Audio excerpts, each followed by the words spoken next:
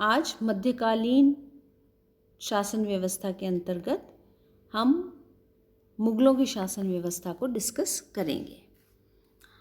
मुग़ल जो कि भारत में बहुत ही महत्वपूर्ण परिवर्तन उनके द्वारा किया गया था।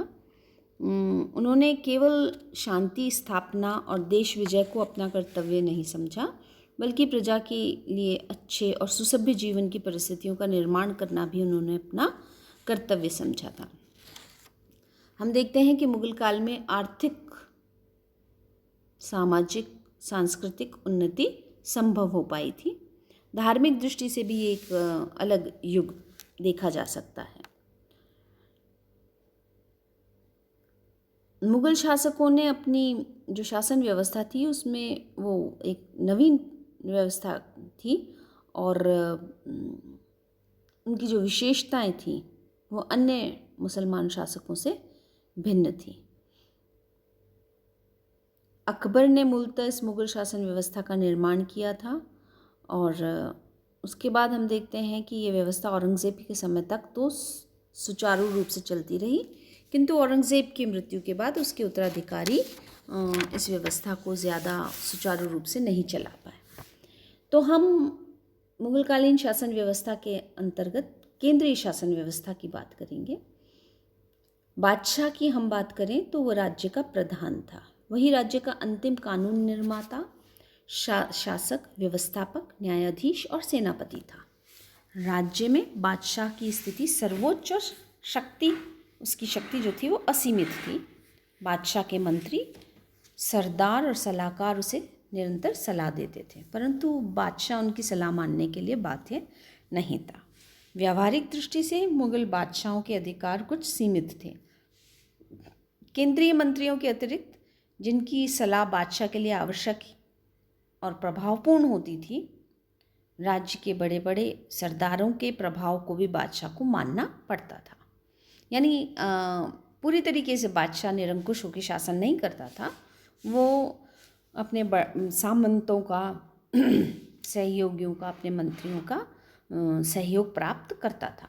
अकबर के समय से बादशाह को एक ईश्वर के प्रतिनिधि के रूप में तो माना जाने लगा, किंतु अकबर एक कल्याणकारी राज्य की स्थापना करने में सफल हो पाया था।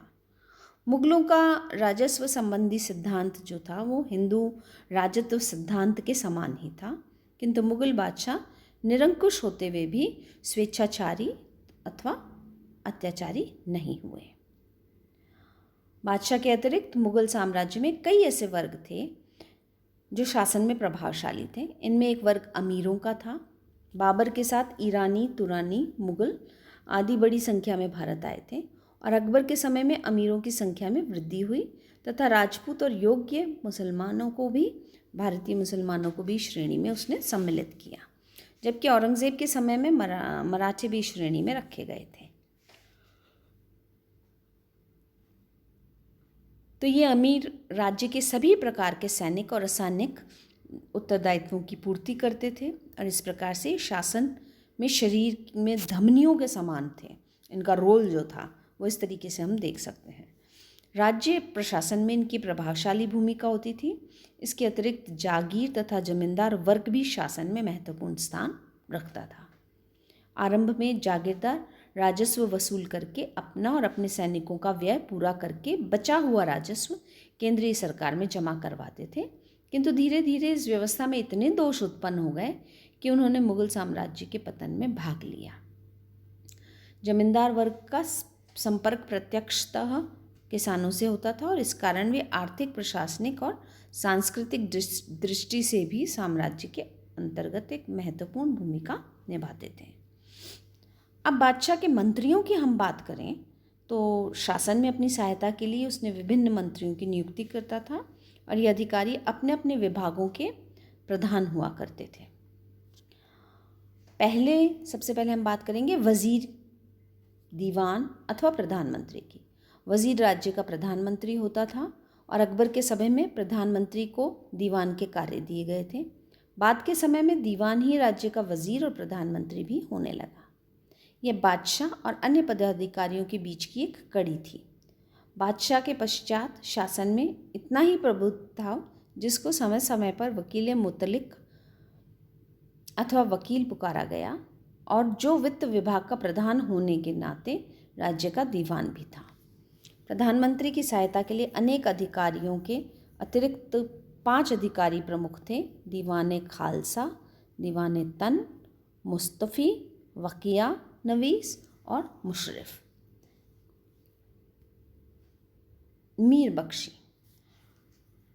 बख्शी सेना का प्रमुख था तथा सेना संबंधी सभी कार्य और सैनिकों की भर्ती, अनुशासन, प्रशिक्षण, वेतन, शस्त्र, रसद इत्यादि उसके उत्तरदायी थे। वह सैनिकों को हुलिया आदि सही रखता था, घोड़ों पर दाग लगवाता था और उनकी सहायता के लिए अनेक कर्मचारी हुआ करते थे।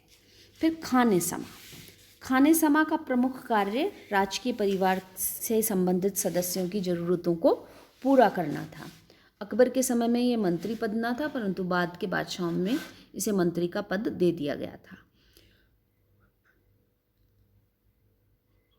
इसका एक उत्तरदायित्व शाही कारखानों की देखभाल करना भी था और यह पद बहुत ही विश्वास पात्र व्यक्ति को दिया जाता था।